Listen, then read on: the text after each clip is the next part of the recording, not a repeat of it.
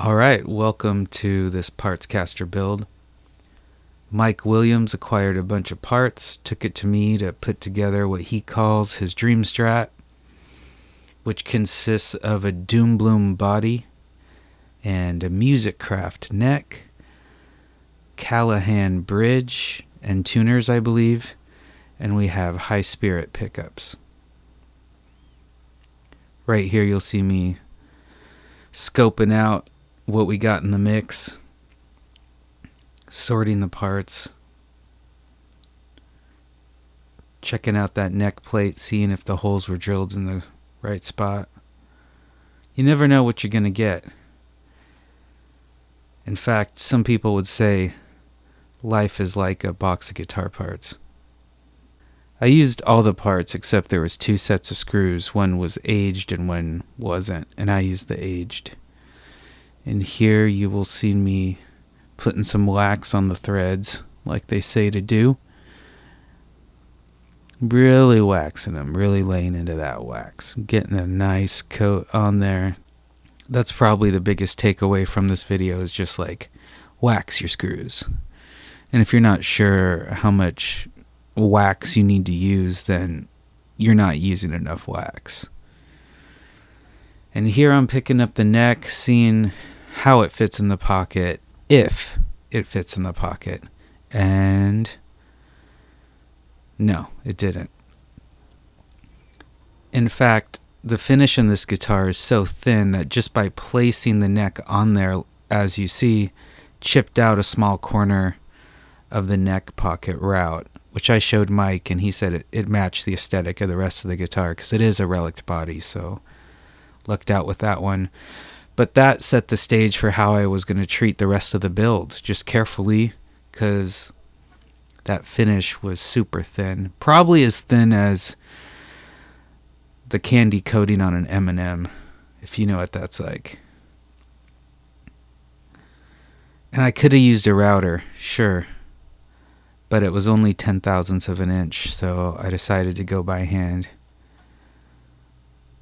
And it worked out. Again, waxing those screws. This body did not have holes drilled for the claw. I hadn't done that operation in a while. This body did not have the holes for the claw drilled. I did that off camera. I consulted my coworker Connor, and he showed me what bit he would use. It was a smaller, longer bit that I then chased with a thicker one. And I did not drill through the top of the guitar, which is great. I know what you're saying. Why aren't you using that DeWalt drill for that? Well, good question. I do use that drill, my impact driver, for, like you see right there, a lot of operations. I've just gotten used to using it, and so if you're not comfortable, obviously don't do it. But one thing, this is not a tutorial, so I'm not going to tell you what to do. I'm not your father. Do what you're comfortable with. And you'll notice sometimes I use a combination. Hand screwdriver, impact driver, hand screwdriver, impact driver. It's fallen on the floor a few times, not a big deal. Waxing those threads. If you've ever waxed a surfboard, this is nothing like that. It's different. So then I'm going to put the springs on with the flathead screwdriver. Most of the time I do it by hand with my strength, but I was trying to show off a skill here. I wound up taking off 2 of the springs. 4 was kind of excessive. I thought it was my guitar for a second. I usually like the bridge decked. That's just me. I save the whammy for my Bigsby guitars.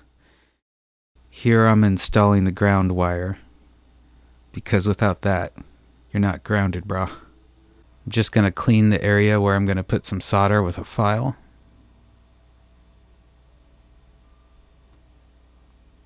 And then solder that down. So the video is cut out of order. I actually did this first, just because I don't like doing it. I don't know why. It's okay. The solder gives me a headache, and I still look at diagrams, even though I could probably do it without it. Whatever. And I'm using all cloth pushback wire for this, even though I don't push it back as much. Maybe I've just gotten accustomed to stripping wire. Or maybe I just don't want the bunching up of the cloth. Did you think about that? Think about it. I'm using what used to be USA parts. I don't know if they are anymore. It doesn't matter. Industry standard CTS pots, Switchcraft jack, and switch. And there is a good look at the underside of those high spirit pickups. If you're not familiar with high spirit guitars, what's the matter with you? I like to get creative with the ground wire. So I use the ground wire off the pickup to ground all three of those pots, if you're following along.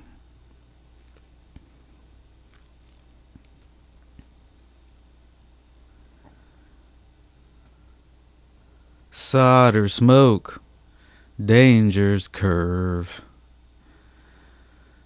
There's a song for you. Mike requested that the bottom tone pot, the one closest to the jack, control the bridge and the middle. Then the middle tone pot is for the neck. He supplied a vintage cap. That cap rolled all the way off is like a regular orange drop rolled halfway. Very interesting. Kind of reminded me of, I have a Brian Setzer Gretsch and the mud switch. It's not muddy like the vintage ones. It turns your Filtertron into like a PAF type tone. And I felt like that's what this cap did. You roll it maybe like a quarter of the way and it kind of thickens up your single coil tone. So that's interesting. Those wire strippers I've had forever. I have a pair that was my grandfather's, but I didn't want to leave them at work, so I bought another pair of them, new old stock. I love those wire strippers. I think they're made by General, but they're hard to find. Almost done. Come on, come on, come on. Now we're going to do the ground for the jack. And I'm going to alligator clip it to my cable. Test at every stage, kids. I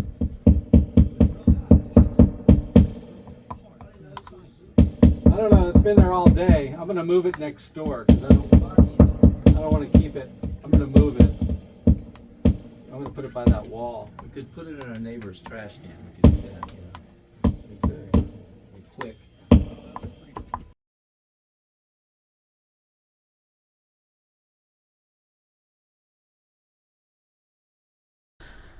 You test it when you wire it. You test it, before you put the pick guard screws in, and then after, and, always test it.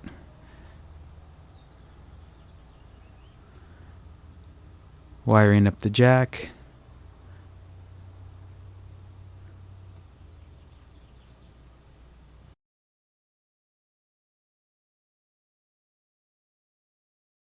There were no holes pre-drilled, which is nice because sometimes, actually a lot of times, the holes will almost just line up or not at all. And then you have to plug and re-drill. It's pretty annoying. So yeah, pretty much no screw holes on this thing except for the bridge.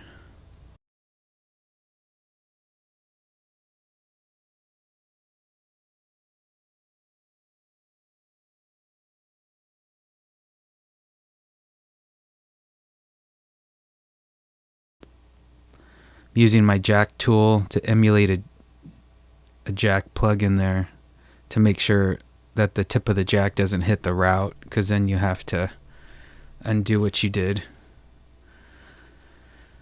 Try not to do something twice. You just learn that from doing it over and over and over and making those mistakes. You almost have to make those mistakes. I didn't show putting on the back plate here, but obviously wanted to line up the holes in the bridge block and then make sure the plate looked straight so there's a balance. Little give and take. For this job, for reaming out the peg head, we have really nice aircraft tapered reamers, but not one that fit this ferrule, so I just did it by hand. And the ferrules almost fit all the way in, and then you tap them in with a hammer to make them seat perfect.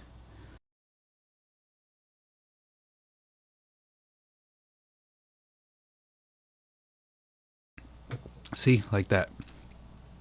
Good job, Kenny. Gene asked me to test these pots.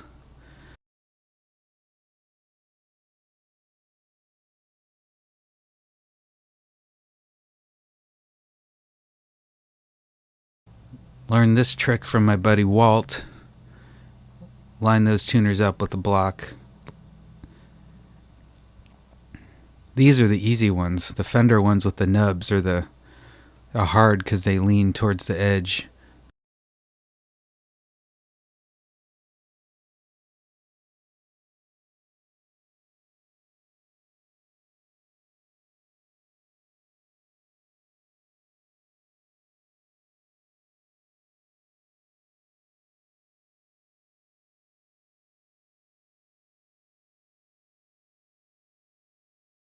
Drilling these pilot holes, make sure that they're big enough.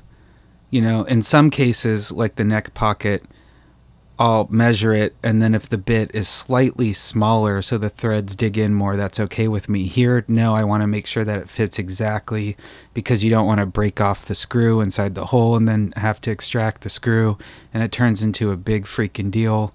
A friend of mine, Dan, buys stainless steel screws to make sure that doesn't happen, and just throws away the old ones or the ones that come with. But these tuners, I don't know what they are. Kluson, they could be Callaham, I don't know, but they were stainless steel screws. Still, better safe than sorry. Here I'm fitting the nut. This is a pre-slotted nut, which just saves time. Sometimes you have to make one.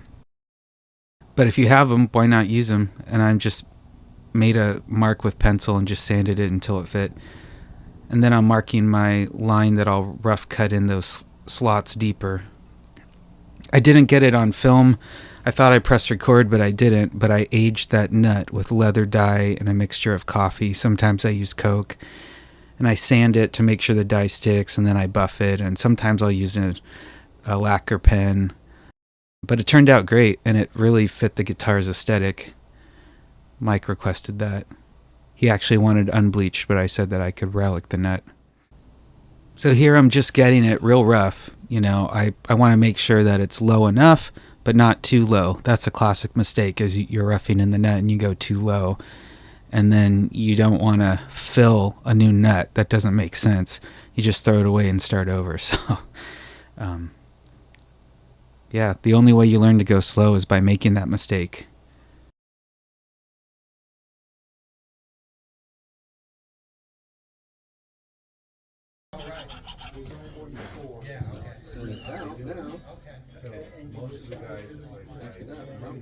Where did that come from? Look at what's on. Yeah. Did that? Yeah. Oh, that's from the tuners. Oh my god! Yeah. It's like oil. Oh. Weird. Get your favorite number. I thought that was tight bond because I was gluing a headstock earlier, and I was like, why is there tight bond on my hand that I've been touching the back of the headstock with? And I freaked out. Anyways, there was grease in there a lot. That was weird.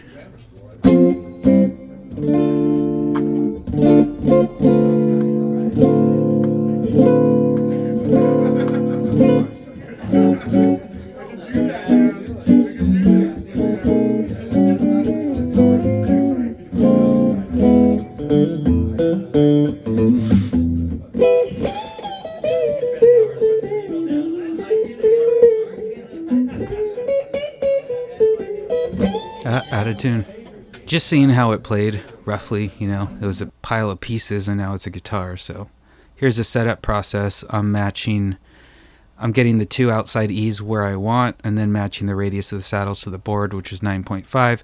I usually have it around 80 to 70 on the bass, and 70 to 60 on the treble. For a Strat, you know, with vintage saddles, they tend to be a little buzzy, especially with 9.5. That's acoustic buzz, not really through the amp. If it's through the amp, it's fret issues and other things. But Strats, to me, because of the scale length and especially vintage saddles, are the most buzzy. Depends on your touch.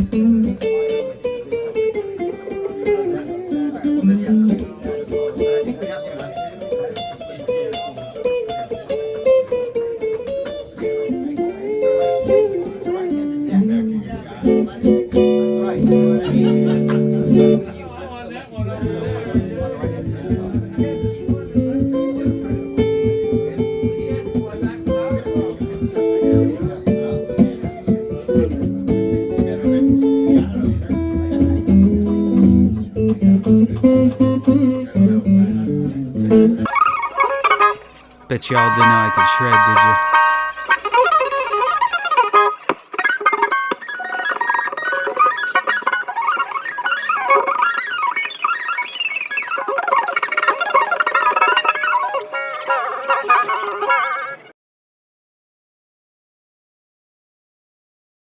you? Doing some setup work.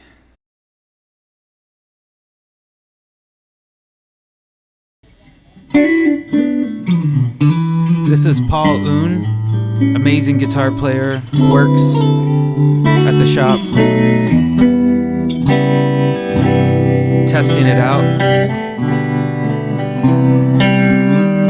playing through a vintage 70s Princeton.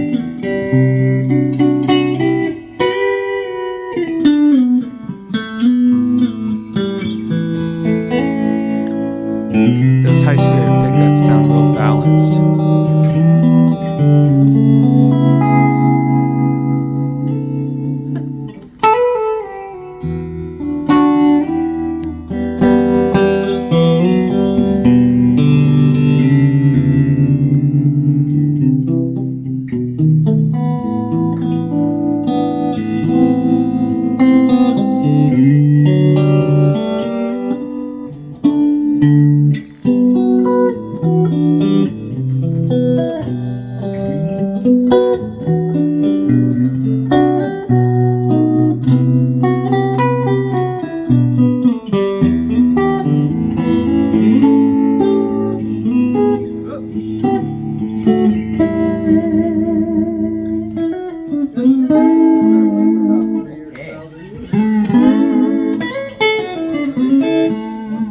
Jeremiah popping out to check it out.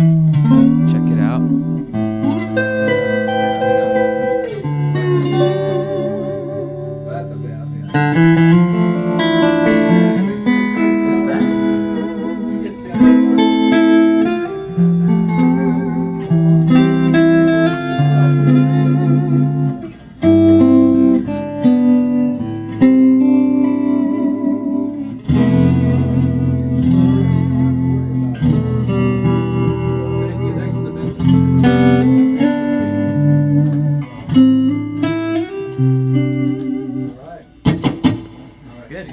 All right, and then we have the owner, Mike. He didn't know I was filming him.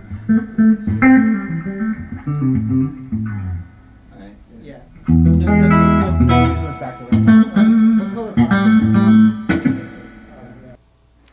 All right, that's the Mike Williams Partscaster build.